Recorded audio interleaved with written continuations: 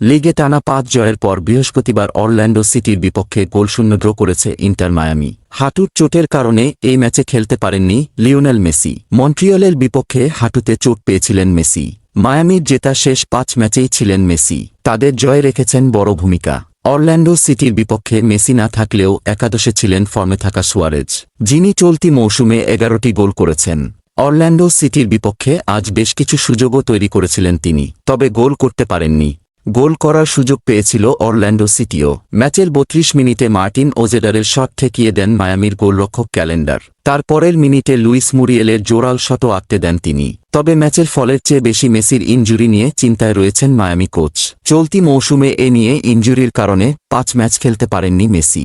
১৪ ম্যাচে ২৮ পয়েন্ট নিয়ে major league সকারের eastern কনফারেন্সের শীর্ষে আছে মায়ামি। ১৩ ম্যাচে ২৭ পয়েন্ট নিয়ে ২ নম্বরে আছে সিনসিনাটি।